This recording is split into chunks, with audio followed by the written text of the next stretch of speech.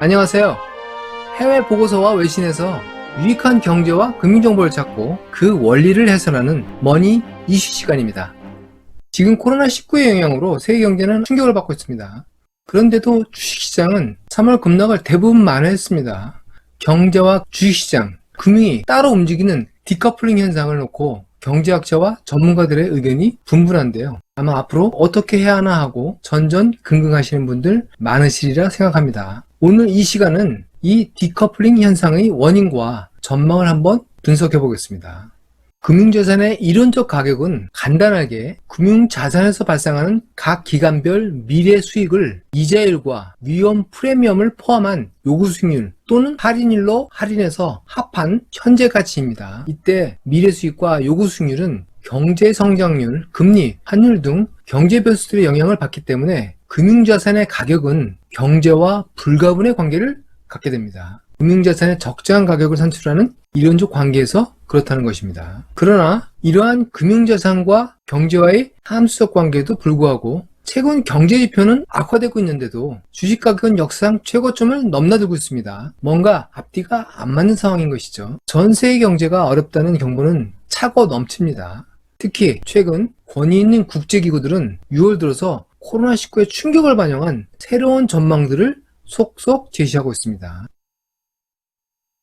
월드뱅크는 6월 초 전 세계 실질 GDP가 2020년 마이너스 5.2% 하락 후에 2021년 4.2% 반등할 것으로 예상했습니다. 선진국 경제는 마이너스 7%, 이머징 마켓 디벨로핑 컨트리 EMDE는 마이너스 2.5%로 선진국 경제가 더 큰 충격을 받을 것으로 전망하고 있는데요. 미국은 마이너스 6.2%, 유럽은 마이너스 9.1%로 상대적으로 큰 하락을 보이고 있습니다. 관심을 끄는 것은 중국입니다. 2020년 GDP 성장률은 1%로 크게 줄지만 2021년 6.9%로 반등합니다. 중국은 코로나19의 발원 질환은 오명이 있었지만 아이러니하게도 먼저 경제를 회복하면서 2021년 글로벌 경제의 주역이 될 가능성이 커졌습니다.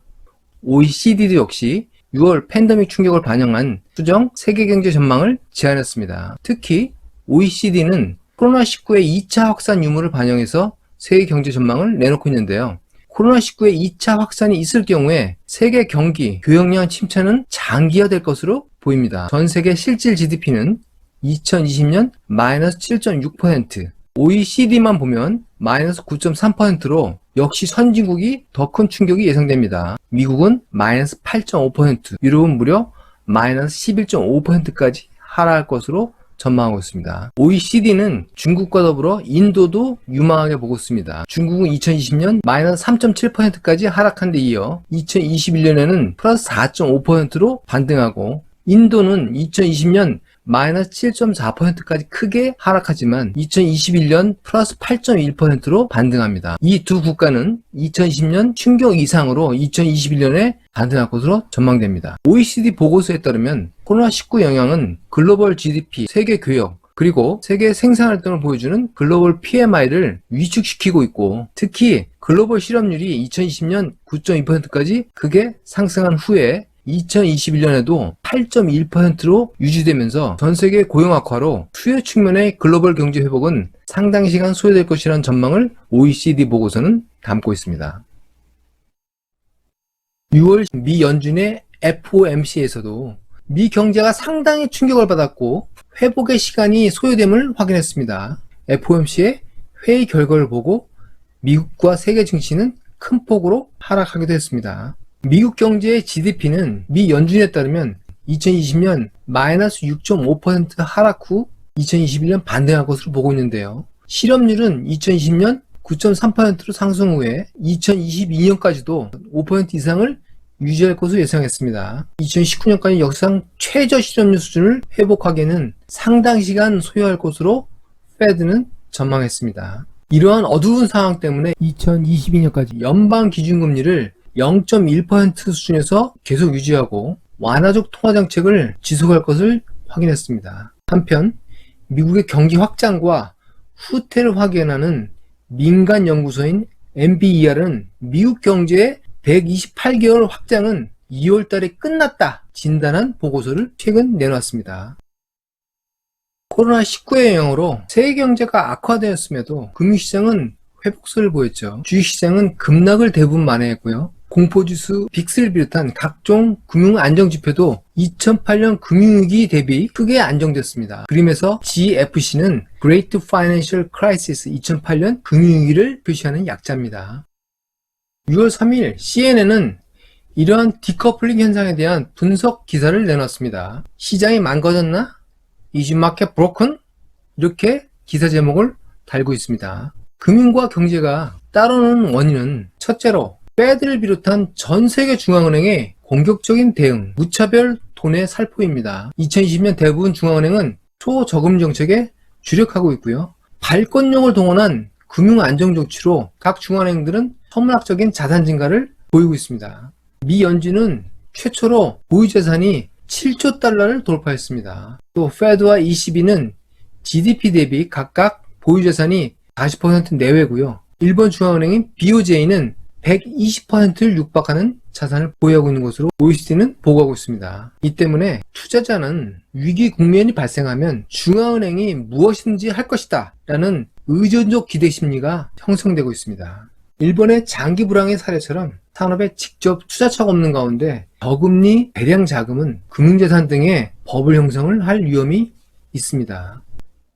금융과 경제가 괴리되는 두 번째 원인은요, GFC, 금융위기 학습효과와 심리적인 요인인 FOMO, Fear of Missing Out 현상입니다. 2008년에 금융위기 후에 금융시장은 V자형 반등을 했습니다. 이렇다 할 특별한 경제성장 모멘텀이 없이도 미국 S&P 500은 지난 6월 12일까지 약 4.5배가 상승을 했습니다. 여기에 경제 친화적인 트럼프 대통령의 주가 관리 능력에 대한 신뢰까지 가세하면서 행동경제학의 대가 로버트 슐러 교수가 지적하는 것처럼 반등 기회를 나 혼자 놓칠 수 없다는 심리적인 기제 FOMO, Fear of Missing Out이라는 심리적인 기제가 작용하면서 투자자들이 주식 매입에 적극 나섰던 것이죠.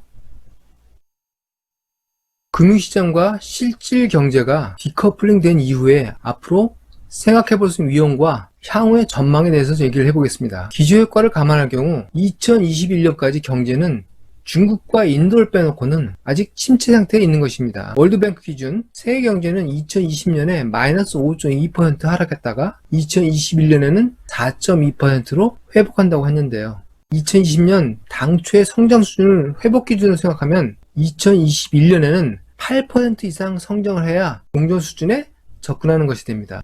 기저효과죠. 또한 전망에 나타나는 전 세계적인 실업률 상승 장기화로 빠른 글로벌 수요 회복 기대는 어려울 것으로 보이고요. 제2차 코로나19 확산 가능성도 무시할 수가 없습니다. 미 경제활동 재개주에 확산세가 관찰되고 있고요. 또한 세계 주요국의 코로나19 재확산도 우려되는 상황입니다. 미국의 조지 플로이드 사망에 의한 미 흑인 차별 반대 운동은 소득 불평등에 대한 불만으로까지 확산될 위험도 있다고 합니다. 2019년 이전부터 경제는 악화되었지만 IT 공룡은 더욱더 성장 중이고요. 주식시장에서는 특히 마가, 마이크로소프트, 애플, 아마존, 알파벳 등 주요 IT와 온라인 유통산업의 공룡들의 주가 상승은 큰 폭으로 상승하고 있는데 이러한 주가 상승은 저소득층과는 무관한 것입니다. 미 연준 페드의 자료에 의하면 미국의 소득 불평등은 아주 심각합니다. 상위 1% 가계가 보유한 자산이 1989년에는 4.9조 달러였는데 지난해 말 2019년 말에는 36.8조 달러로 무려 651%가 증가한 반면 하위 50% 가계의 자산은 1.7조 달러에 불과합니다. 30년간